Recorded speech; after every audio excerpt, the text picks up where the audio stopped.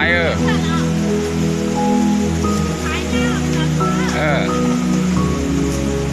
ไอ้เนี่ยสีขายเราตั้งลงมาได้หรออะไรอ่ะถ้าคุณเนี่ยเ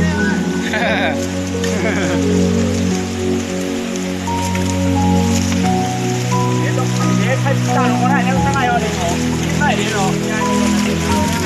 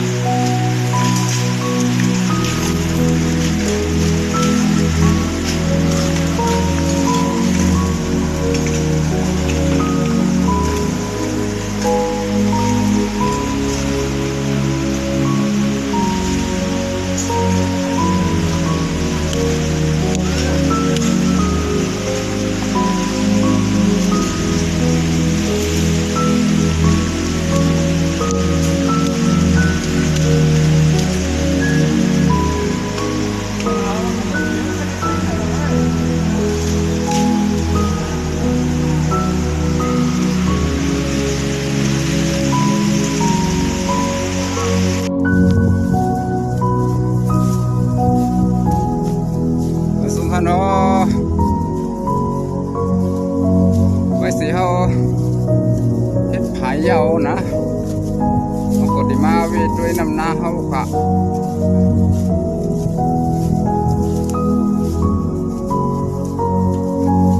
ว่ามันแถวหน้าเนี่ยบ่นำเข้าหน้าเนี่ยก็เฮาก็สิเอานำเข้าหน้าเนี่ยค่ะเนาะว่าลำปนได้มันฝนตกในค่ะเนาะนำน้องค่ะเอาไฟเข้าในลูกไว้กว่าในค่ะเนาะก็เลยขึ้นมาเห็ดไผ่เนี่ยเดี๋ยวก็นำเขาในค่ะเนาะเขาก็ได้ขึ้นบอกมาตัวเวนาเขาค่ะ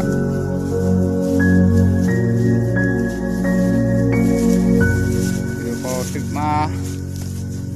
ไปส้มสร้างที่ไหนค่ะเนาะไปถึงหน้าเนาะ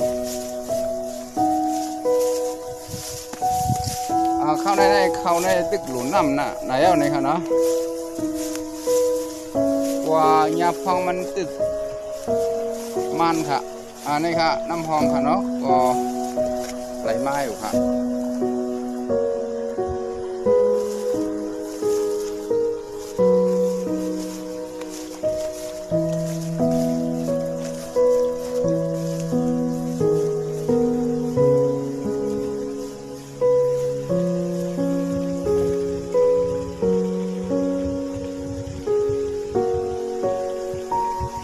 ในตึกแคมป์หนาวค่ะเนาะคิวมิวค่ะรุ่นผู้ว่าเขาสังคมอยู่วันๆค่ะเนาะ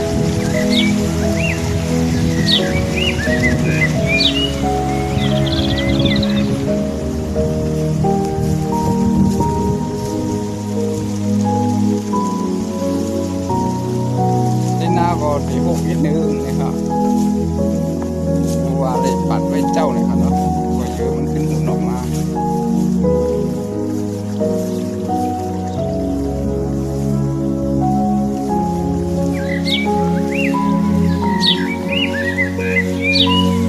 นี่ค่ะน้องน้ำพองอันเขาเลยเมื่อออกมาบอก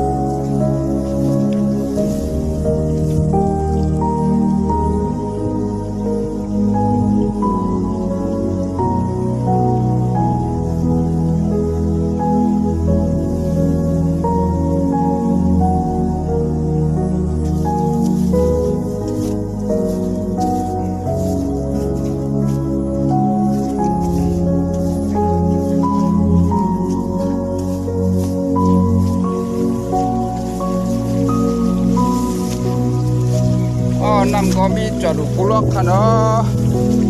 สมบูรณ์ไอ้สู้ๆซาๆบอลลูนอีกค่ะใจปีโคตรเดียวให้ยังนำหน้ากลมแข็งดูค่ะเนาะ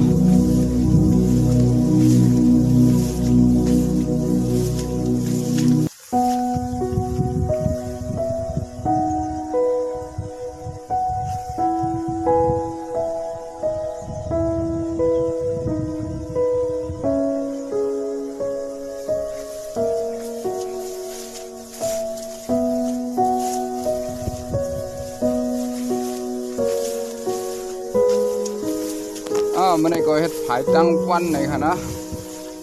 ไปเฮ็ดผายยาวก็โดดถึงมาแถวดีหน้าก็เข้าตั้งเข้ายามสมบมีทีมสีม่วงเอาไหนค่ะนะ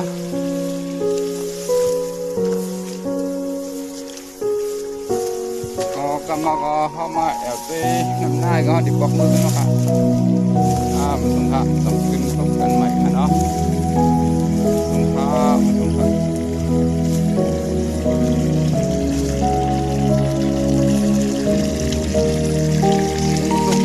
เรียกเลยครับเนาะแต่ว่าพันนำก็เพื่อ